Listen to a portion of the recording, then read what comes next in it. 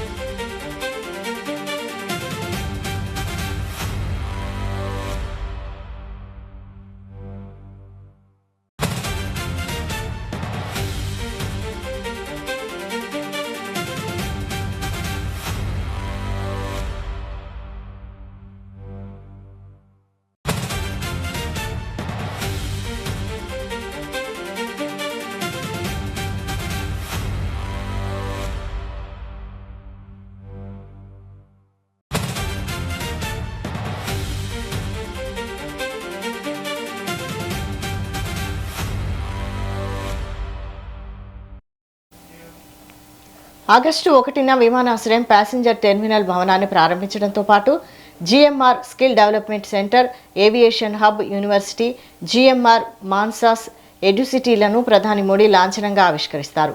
ఉత్తరాంధ్ర మణిహారంగా నిలవనున్న భోగాపురం విమానాశ్రయం లాజిస్టిక్స్ కేంద్రంగా గ్లోబల్ కనెక్టివిటీని అందిస్తూ రాష్ట్ర ఆర్థికాభివృద్ధికి గేమ్ చేంజర్లా మారుతుందని సీఎం అన్నారు.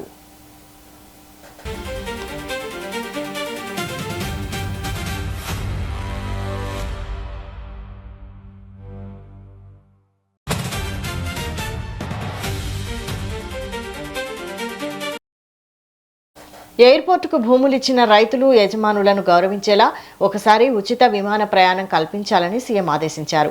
జూలై 31 వరకు విమానాశ్రయం గొప్పతనంపై విస్తృతంగా ప్రచారం చేయాలన్నారు.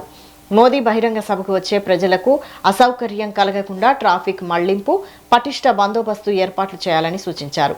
ఉత్తరాంధ్ర జిల్లాలోని ప్రతి ఇంటికి ఈ ఎయిర్పోర్టు ప్రారంభోత్సవ వేడుక స్ఫూర్తి చేరాలన్నారు. ఆ కార్యక్రమాల్లో ప్రజాప్రతినిధులు హాజరు కావాలని సీఎం నిర్దేశించారు.